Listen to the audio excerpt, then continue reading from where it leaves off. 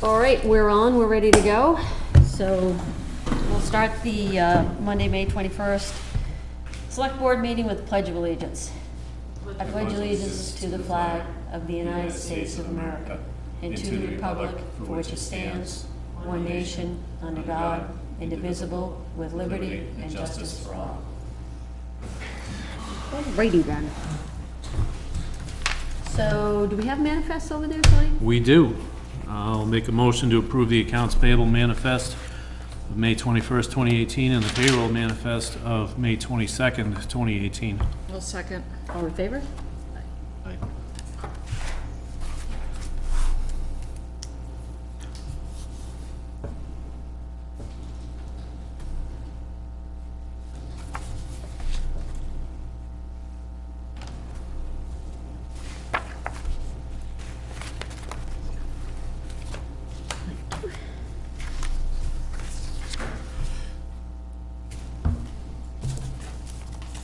Set to Ben, please. Tyler said he's late or not coming? Late. Okay, can you throw that on his pile, please? John, do you have an extra pen? Like,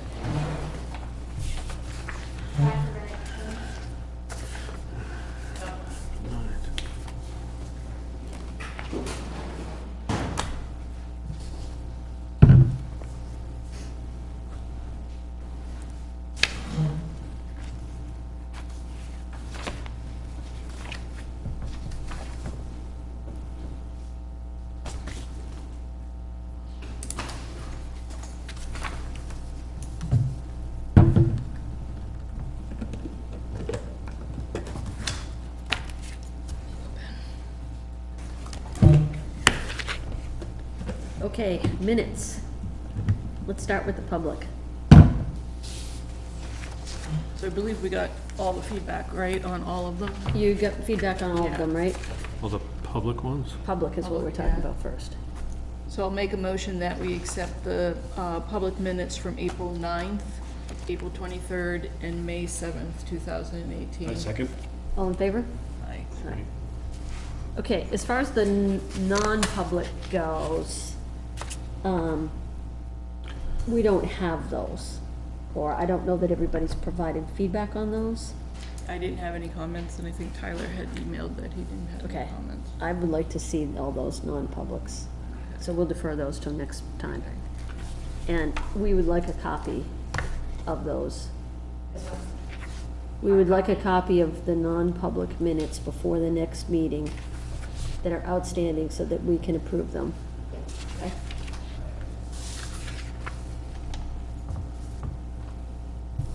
Okay, boards and committees. Nothing on budget. I think it's Budget. just a planning board. Planning board, yeah. We met on May 9th, and, I think as I had mentioned last time, it was a continued hearing on a proposed development off Route 4.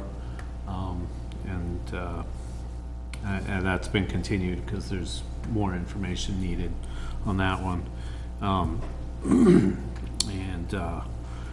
And we did discuss, we have a, I believe it's a joint meeting this week with the zoning board. Okay. This week, and we're gonna go over some of the proposed rule changes and stuff. There's a list of proposals that our departing inspector had jotted down, ideas to bring forward. So I don't think he's going to attend, but he's provided his input to the chair. So we're going to go over that on Wednesday. Okay. So it'll be interesting. Would it be helpful to you for me to be there, or you feel Yeah, I good? think so. Kind of feel like a fish out of water. It's a tough one. Planning board's tough. It is. I mean, I learn a lot every time. It's so much.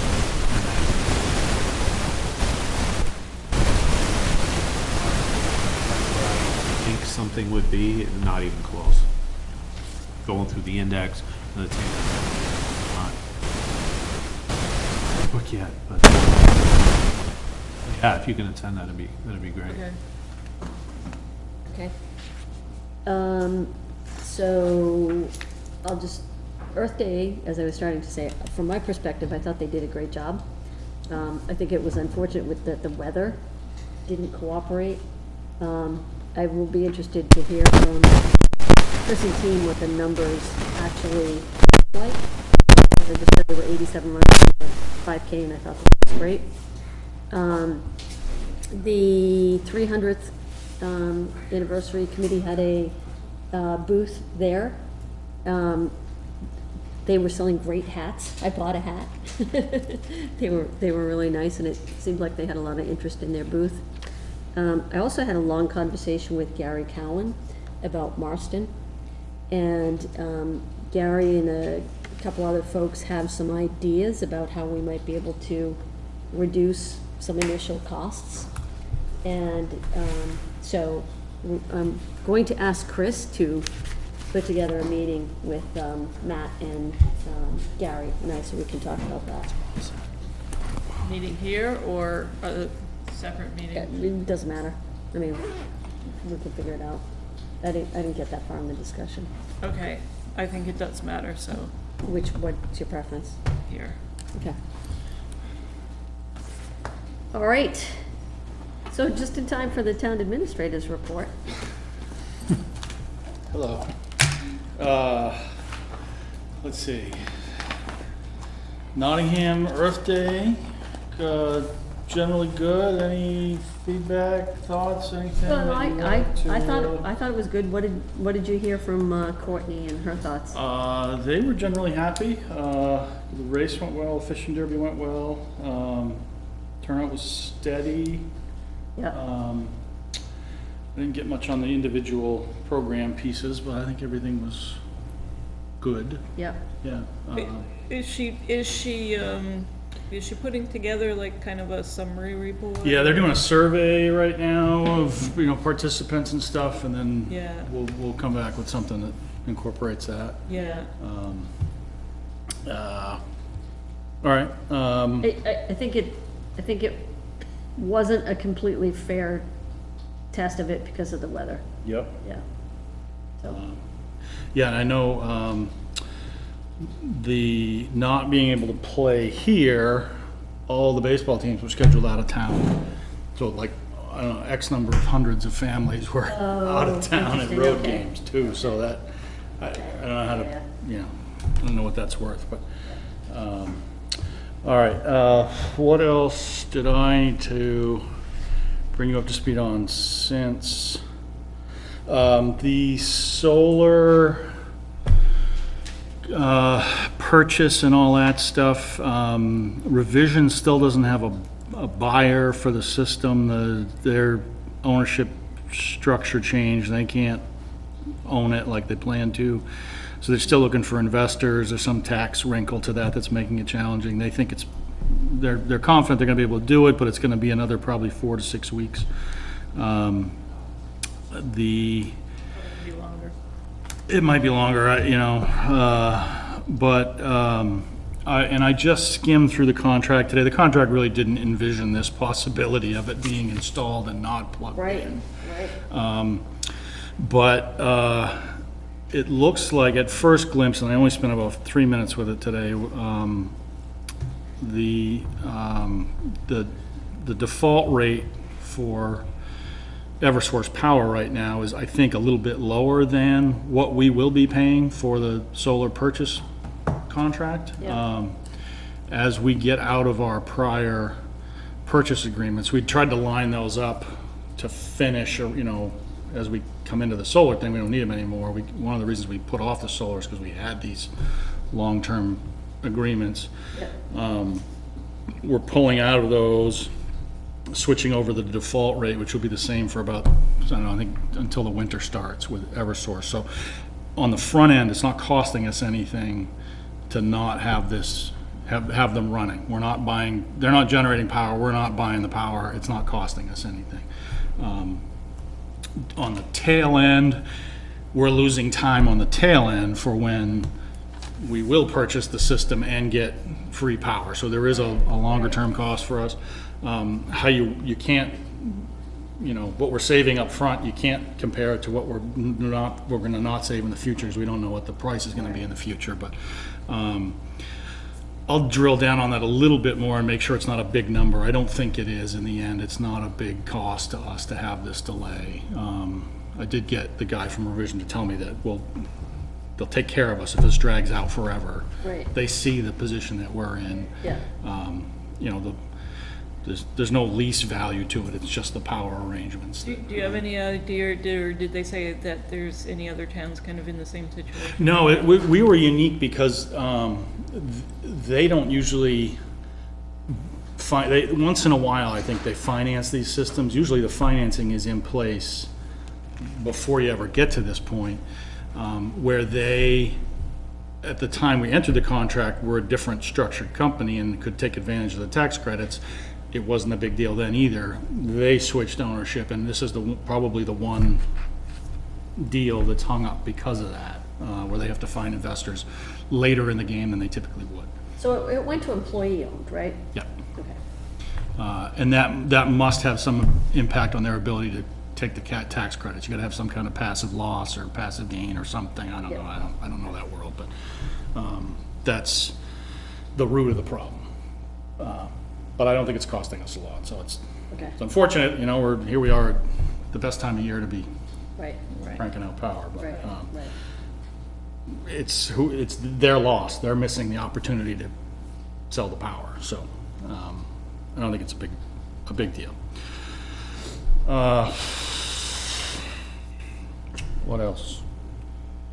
I don't think there's anything else major going on. I emailed you some other stuff. Any questions on anything I sent you from that list last week? No, I appreciated the Friday recap. Yeah. It was actually really good. I don't think there's anything else on fire. I've noticed a lot of culverts laying on the side of the road along 152. Is Yep. that the state work that you had mentioned? Yep, they're doing at least 3 culverts. We've been notified of at least 3. It feels like more. It is some pretty Then that significant Seems work. like there's more laying out there than Yeah. just 3.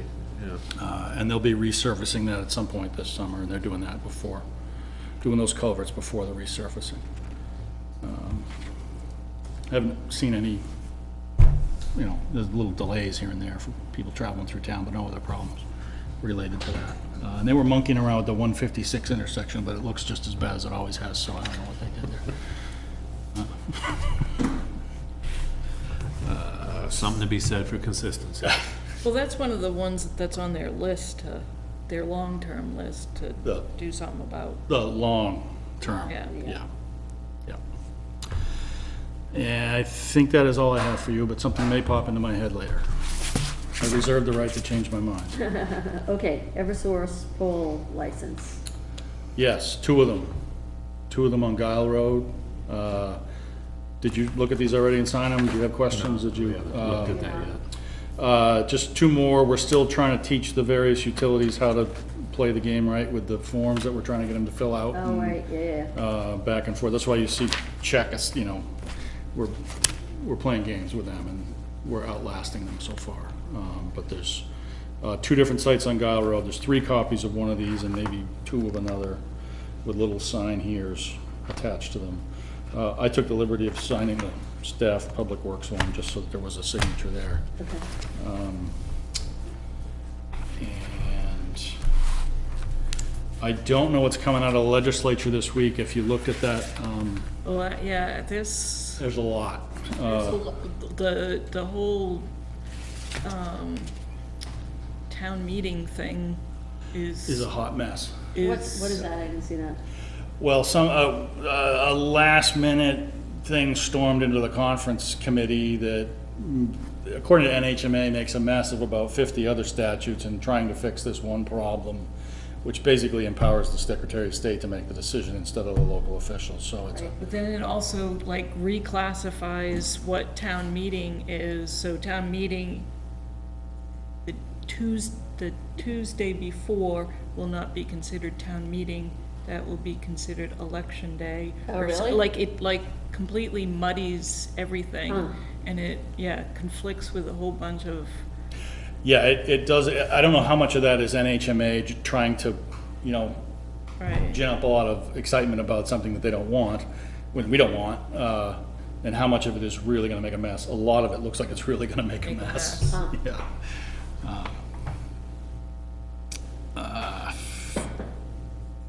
Yeah, that was the one thing I knew I wanted to mention, but I can't think of anything else.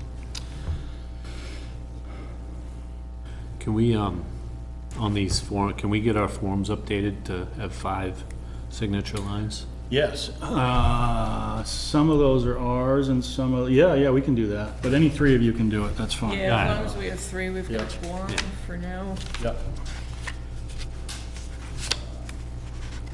So these are ready to sign, they've satisfied of the? Yep. okay.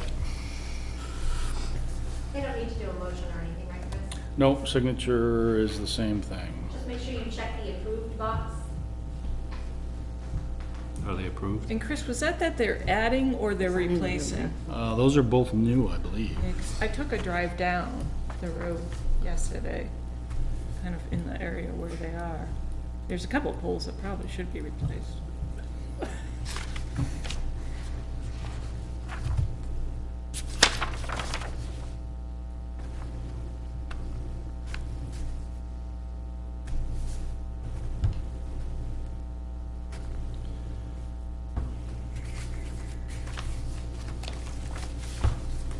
That's one pile.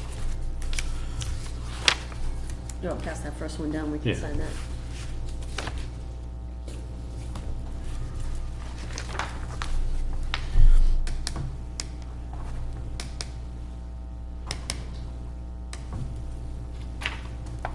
Want to put a date to it There's too? only 2 on this one. Otherwise I- Let's say 521. Yeah.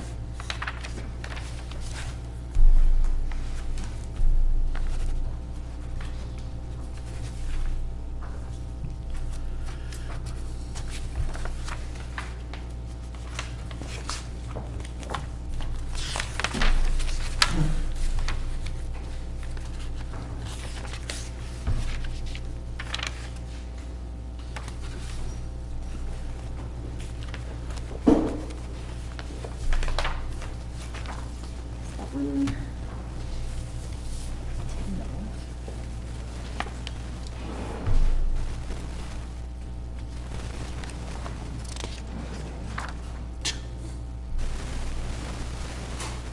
I don't know what color it is. All right. Ah. Don't check it before you sign it. Okay. Blue? Blue.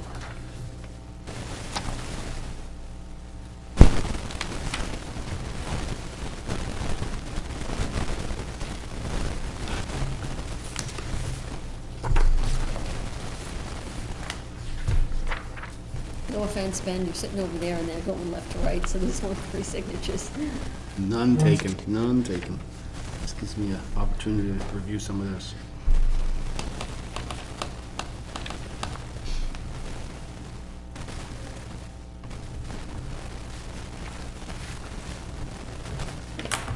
Okay. Barn preservation. Let's see, so tonight is just a check-in, make sure that you have what you think you need for a public hearing in 2 weeks. We don't have anything we have to do tonight. You've got the process, you've got the checklist, you've got the evaluation criteria. I just wanted to make sure we paused and said, do you have what you need before we do a public hearing in 2 weeks? We posted that, the applicant's ready for that date. You have the application. We haven't identified anything that needs any work, but just wanted to give you an opportunity to bark if you thought there was something you needed, or ask any questions that we can get answered in the next couple of weeks. Anybody? The only thing that, I mean, it's obvious that the work was done, and just drive by and see. I'm just wondering, I guess, there's nothing in the statute that requires that we have authored, like, some kind of, proof of what the applicant is stating that was spent, so I'm just wondering if we want that or not. And the only other question I had was in our policy, it refers to a heritage commission, which We do not, that is the legacy of whichever town who stole this process from.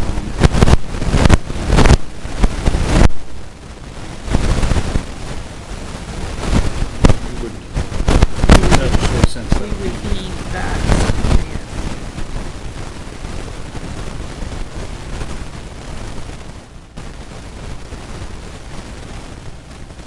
Those were, we can certainly, and this actually is called for the Heritage Commission to inspect. right. We can do that at the staff level if you want us to.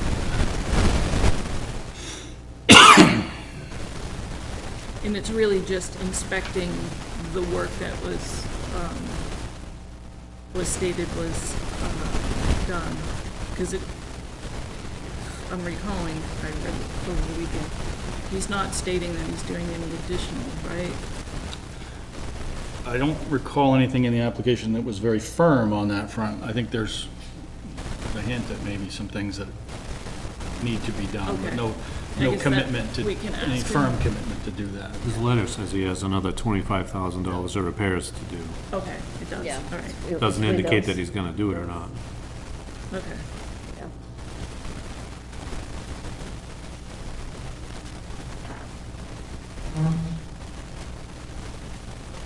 When someone is asking for tax relief on the basis of something like this, do we usually ask for proof of the expenses that? tax This is the relief first one we've done, so, Oh, first one ever? He came before us before, yeah. right, and we basically denied the request.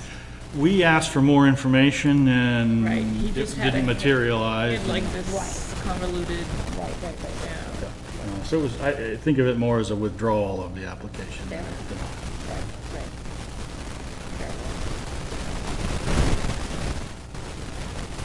So, I mean, part of the question here is, this shouldn't be viewed as a one-off request. It should, because whatever's decided here is by default going to become a policy, right? Well, this is a state statute. So I wouldn't classify it as a policy, this is state statute that anybody can do this. That meets all the criteria. Yeah, but the question of whether or not they get tax relief for it, we don't have to do that, right? No. Similar. It's optional. Yeah. You're gonna be the final arbiter of whether or not Yeah. you wanna do it, yeah. It's like Exactly. similar to the veterans exemption. The state authorizes towns to give Right. from A to Z in dollar amount, but the town decides Similar. if and what. Yeah.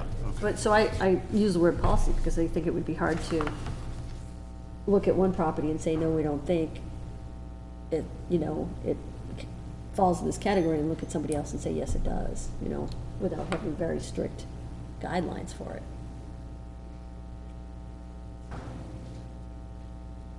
You should think of it more as a precedent than as a Good word, fine, better word, policy, yeah, yeah. better word. But there's plenty of subjectivity in this, so that if, you're gonna make a judgment, if others properties come forward, you're gonna be making a judgment on those as well. It's just, in the interest of fairness, you wanna Be do it consistent. the way you wanna do it now and be prepared to do it the same way Consistent. again. Does the statute specify any criteria or things to evaluate? Yeah. Yeah. It speaks to public benefit and, it speaks to, yeah, if you look at the, as best as a statute can, it does speak to, criteria, it speaks to how you calculate the, easement amount. Does it necessarily have to have historical significance? It is a preservation. So, just so I can have a better understanding, when he's looking for tax relief, is he not looking to pay taxes for a year, or No, it's not, at least the way I'm reading the statute, it's not a tax release, relief, it's a percentage of just on that square footage. So in this case, it's the bond, so just on that square footage of that bond and the land that that bond sits in. Okay. So you look at just that, not the whole. Whole property, okay, Yeah. gotcha. All right.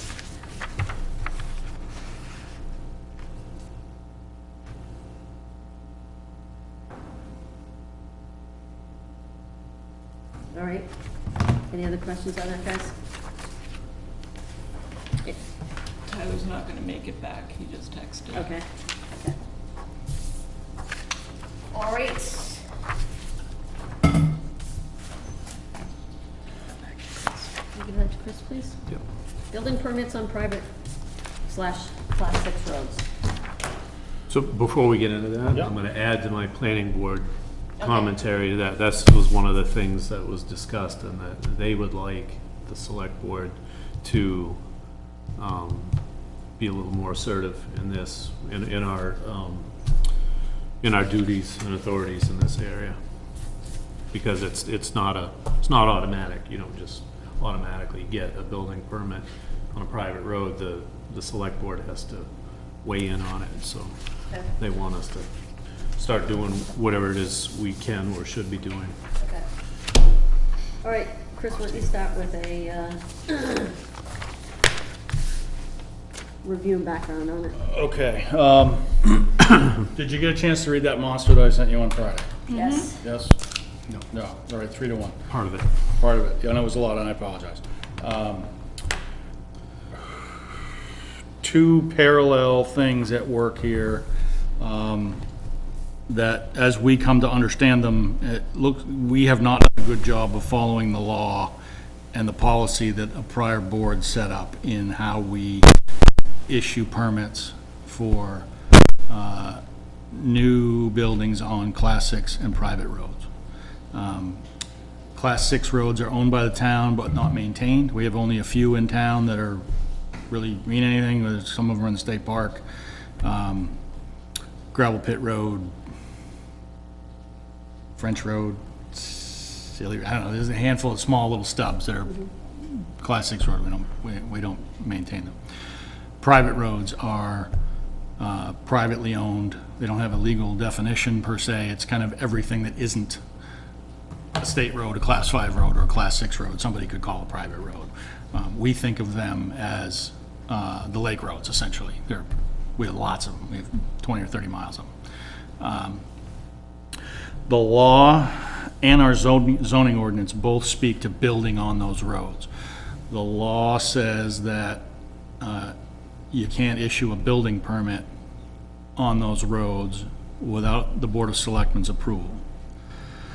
The zoning ordinance says you can't build on any road without frontage on a Class 5 or a state road. Essentially the same thing. You can't do it. So if you, by law and by ordinance, you have to get permission of the Board of Selectmen, and you have to get a variance from the zoning ordinance to get around that requirement. Years ago, the Board of Selectmen, I think it's around the time that it changed somehow. Board of Selectmen said, just send everything to the zoning. We're not getting this. Look at this. Back this. Get involved with it. I don't think we've done a very consistent job of doing either of those things on our private roads. We haven't had much activity on Class 6 roads, but we've had plenty of building on private practice. There's been no board involvement outside of, say, subdivisions or other variances that are needed in the context of the permit. They've just been permitted.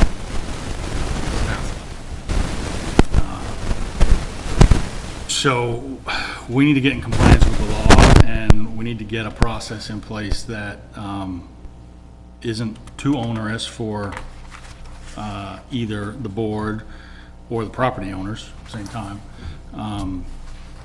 And now that we have our heads around this, I think that won't be too difficult once we know what you want to do, but we haven't done it, and I can't offer you an explanation why. It's, you know, so that years go by, and I don't know why we haven't done that. So Where did you find this policy from 2005? tripped across it in digging through some old road files. Just dumb luck. I mean, it's even outdated because a multifamily unit is supposed to go before the planning board, so. Yeah, it doesn't jive, It doesn't. that policy doesn't jive with zoning in a few ways. I think I didn't get into the details of it, but I don't think that policy is sufficient to meet the statute. And I've spent plenty of time talking to lawyers about this, more than you want to know. And there's not really any way to get around, if you wanted to, the select board approving permits on private roads. The state put that law in there specifically to make sure that development didn't get out in front of the planning process and create, you know, collections of houses or houses at the end of long private roads that then become either maintenance burdens for the town or class 5 roads at the demand of the people that live on them. The legislature won't put that there to stop that from happening. Obviously, it's too late in a lot of cases. Most of our private roads are pretty well fully developed, but they are not completely fully developed. There's plenty of ways that additional development could appear on our private, not so much on our class 6 roads, just because of where our class 6 roads are and the situations around those. That's actually not going to be a big thing. But if you look at the map that I sent you, there's a bunch of land on private roads in town that is still vacant. Some of it more developable than others, and I don't know every acre of it, but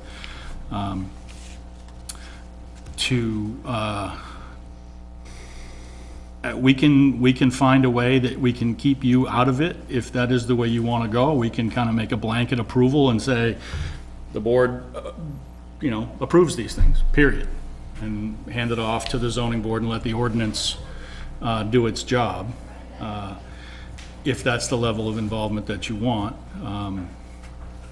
If you want more involvement, then we have to figure out what that involvement looks like and how you'd want to set up a policy and a practice to get that done.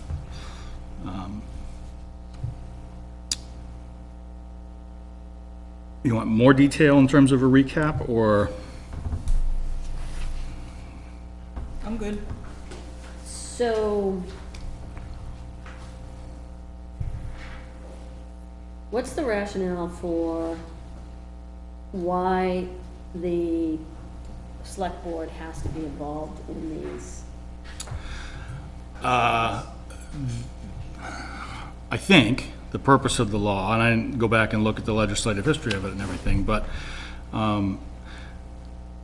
to do two things. If you allow development on a private road, you don't have any control over the maintenance or the quality of that road. So most importantly,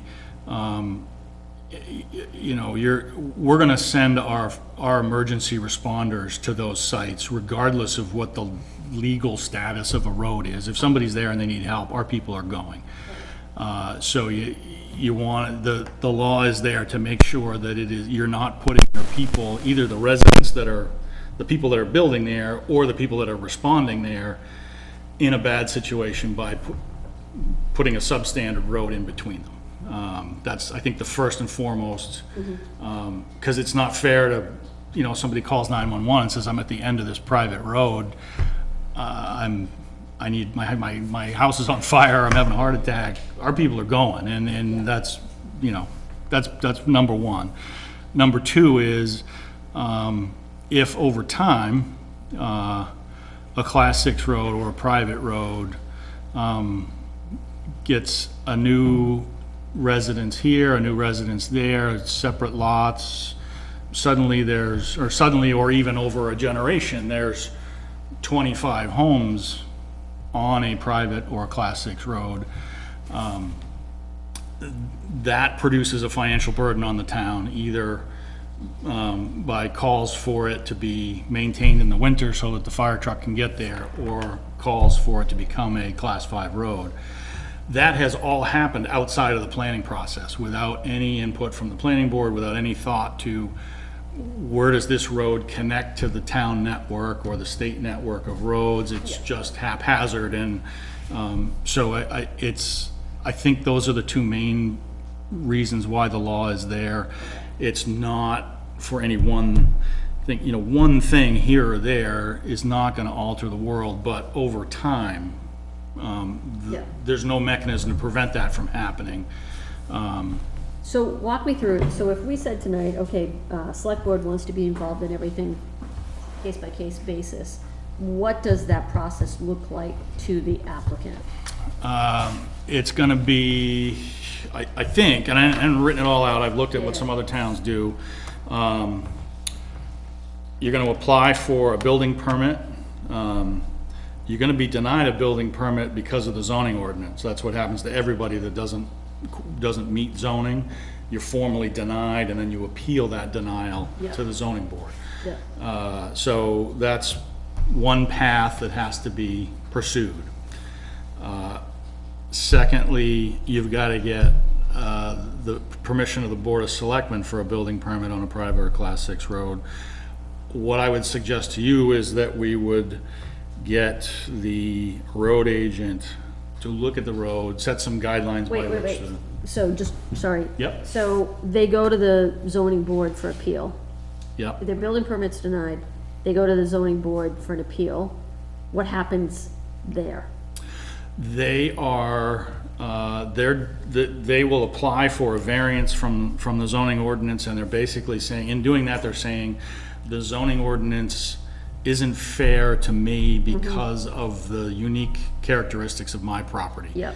The most unique characteristic that applies to all properties here is that it doesn't have frontage on a Class 6 road. You can't create that a mile off of the road. It's not, Yeah. so, it then has to prove, there are 5 criteria, right? If you know how, Yeah. you know that whole world. Yeah. So those criteria have to be met, and the zoning board has to approve. Those are the only criteria the zoning board can use. So if we're inserted in that process, they go for their appeal, they go to appeal for the variance, Yeah. where do we come in that process? Well, that's up to you. You could say, well, this doesn't matter if you don't get a variance, so go do that first and then come back to us. Yeah. It's probably not necessary to drag somebody through that. If we're gonna do that, we can do them in parallel. You do both at the same time. You'd say, I gotta chase the variance through this path, and I gotta chase a permit through this path being the Board of Selectmen, and by law, the planning board has to be consulted. So path 1 is right to the ZBA, path 2 is through the road agent on the way to the planning board, and then back to the Board of Selectmen for final approval. Okay. Because by law, the planning board has to be consulted on these. So, 2 paths. Two simultaneous plans. I think they can be simultaneous. You need to be successful in both, but it's not nothing for an applicant to go through all that. Yeah. The criteria with the variance are they're not, I want to say they're clear, but they're well documented and well tried and true. Everybody in the zoning world knows these are the criteria. Those are the criteria. You would make your own criteria for the other path. And those criteria would be, by case law, the law is silent on it, but the case law tells us that it's really about the condition of the road, and does this could this eventually produce a financial burden on the town or a risk to public health and safety. So those, you would write criteria that fit those case law guidelines. And that's all, other people have done all this, it's all visible, you know, we know where to go with it if that's the way you want to go. The case law is pretty good on what you can make that criteria look like. You want to be clear about it for the sake of the applicant to say, this is what you're going to have to show us Yep. to get a permit. But it will be subjective. Some of it is subjective too. So that would be if we were involved on a case-by-case basis. If conversely we said, okay, here's the criteria. And we would then give that to zoning. And then we wouldn't be involved on case by case, but they would follow that criteria. No, the variance criteria are always gonna be the variance criteria, as long as that frontage requirement is in the zoning ordinance. Those tests have to be passed independent of Sure, whatever you okay. do.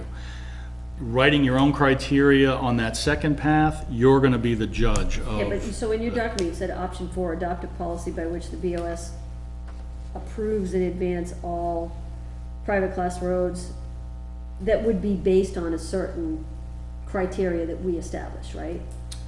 you could do that, or you could just say, I don't wanna have anything to do with this, I just, I'm comfortable with the zoning criteria being the test. And you could just pass everything automatically. That is That's what we're doing now, right? in a sense, yes. Okay, what you're saying is not, We're doing it by default, not by conscious decision, so. so the conscious decision would be, we would say, we approve everything and we're leaving it in the hands of the ZBA. Yep. Okay, Now, you'd have to do that knowing that the criteria are very different, so yeah, a 4-foot wide cow path to a $500,000 house could pass the zoning criteria. okay. It's theoretically possible that, Okay. a place that you really couldn't get to with a fire truck might actually clear the zoning board based on the criteria that they Okay. have to. Okay. It's an extreme example, but it's theoretically possible.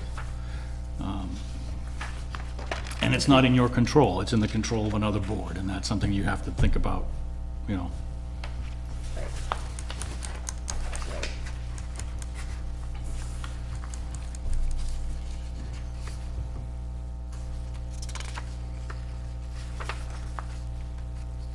So we don't have here the zoning board criteria, right? I hinted at a few of them. Yeah, Surrounding properties will not be diminished, the essential character of the neighborhood will not be altered, Yep. the Yep. spirit and intent of the ordinance is maintained, Yep. yeah, okay. I can get you more on those if you want them, but if you spend a few minutes with it, you could envision cases where you really wouldn't want a house, but by the zoning criteria, you probably shouldn't deny it either. Right, That's a theoretical possibility. Right.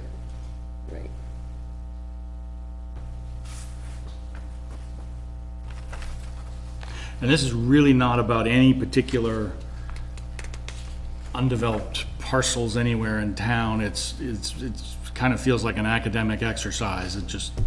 I had to go find out where they were just to put it to scale for you and show you what the impact of it is. Because you may think, well, it's too late, the private roads are already done, we're not stopping it now. But that may not be the case, so it's academic, but it could have consequences somewhere. Well, we need a formal position on it to be in compliance with the law. Yes. So even if we say, yes, we approve everything, You should even, yes, at at least the that very was- least, you should at least do that, so that, another crazy hypothetical, somebody, say, doesn't want a building permit, doesn't want a house plunked next to their house on a private road, they've got a pre-existing house, somebody comes along, they wanna build a house next to them. If somebody gets a permit for that without your approval, there's a path to sue the town or the zoning board for that, because you haven't blessed it's not a valid permit. The town's letting this go on and ignoring its statutory responsibilities of approving the permits. So, Okay. at the very least, you gotta say, fine, do it wherever you want. It's all pre-approved, go ahead. Zoning board, you deal with it. You should at least do that. got it. Okay. All right, questions, comments, thoughts, preferences? I think we need to stand up and do what we're supposed to do. Oh, I agree, we have to do, it's a matter of how we do it, Yep. right?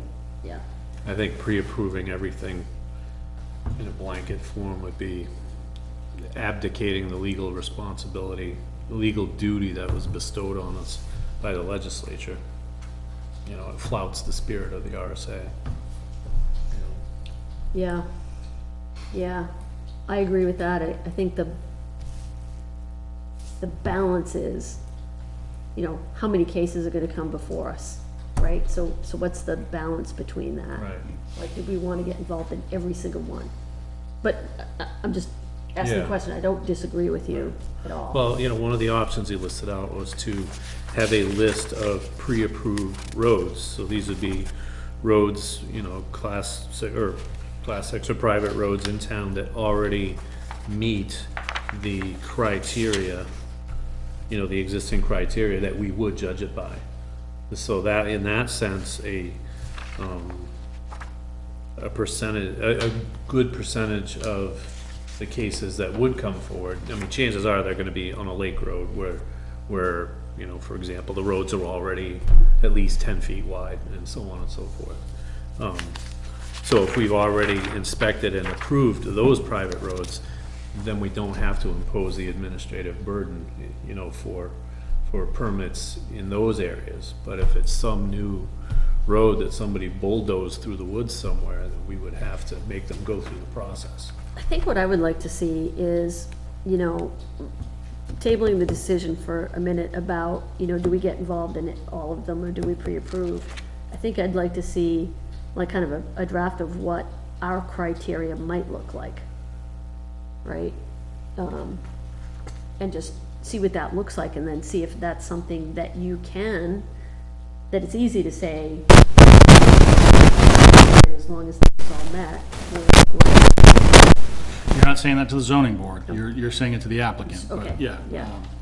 Okay, Yeah, the Barrington policy has some of that in it.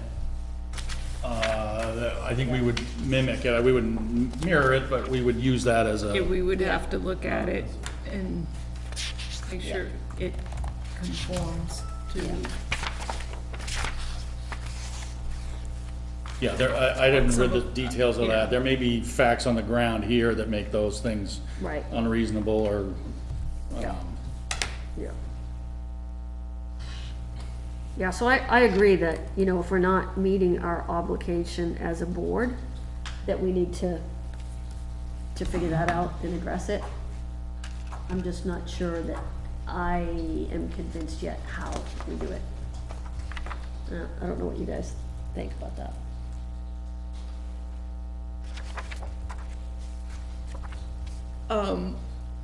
so I think, as far as like how, as far as like, do we create something like what Barrington did?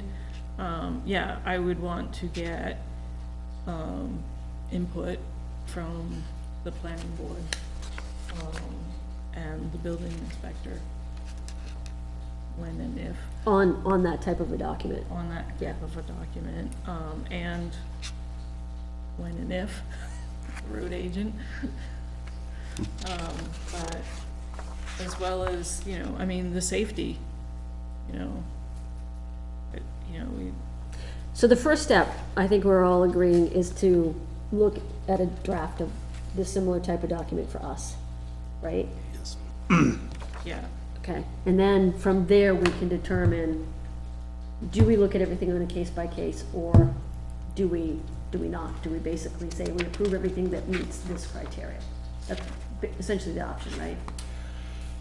if you were doing that to streamline the process for applicants, you would name those places that meet those criteria ahead of time.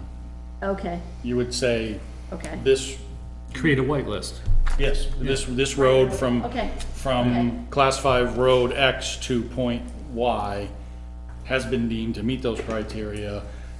Staff, go ahead and issue the permit, zoning board, go ahead and hear the appeal. okay,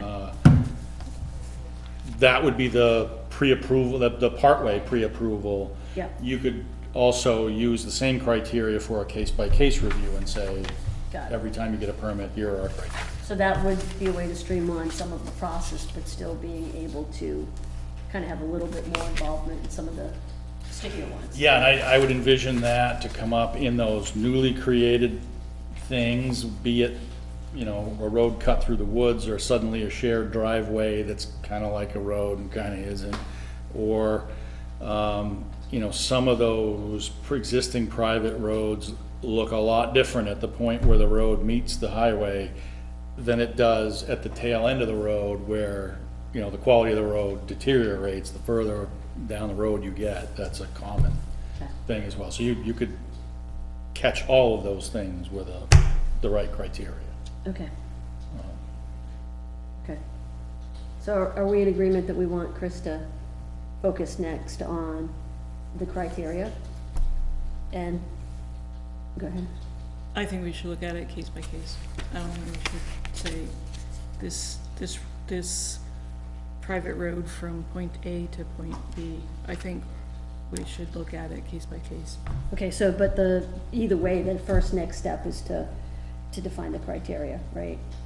Or to Yeah. create the document that would be our version Yeah. of the Barrington one. Criteria and a workflow.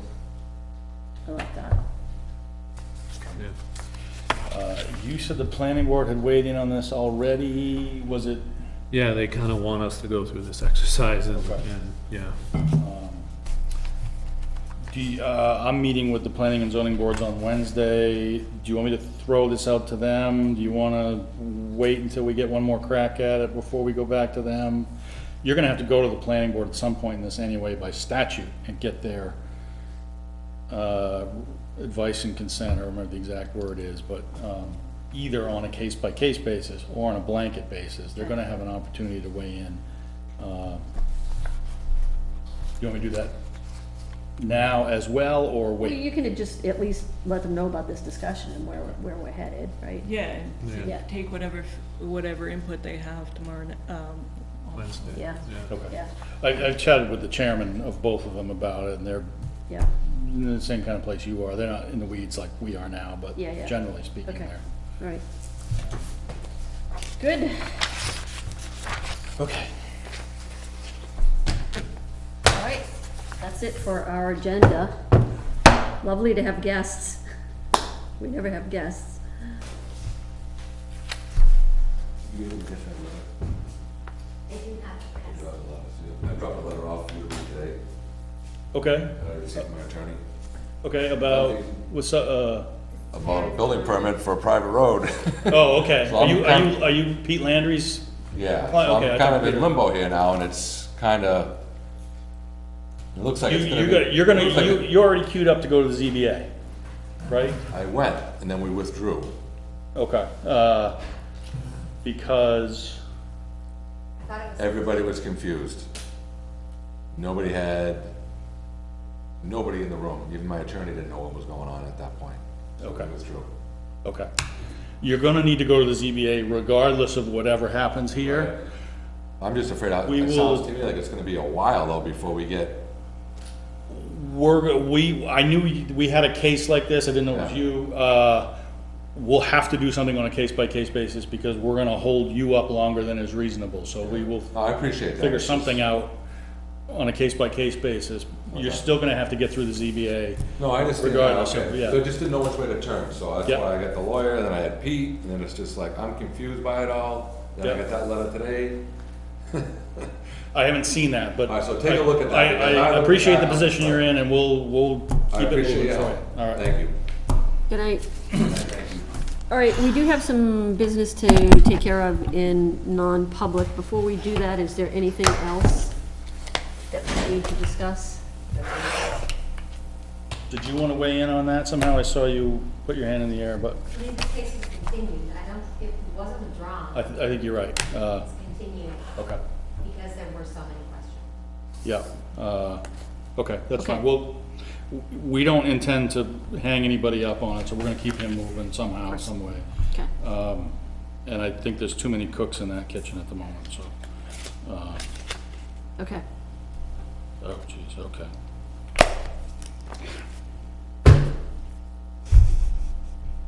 I'm sorry I opened that can up. Which are we going into now? We are going into non-public, Like for, B. I think just B. I have one little ditty on L, which is advice of counsel, okay, and So B and L. And D? What's under D?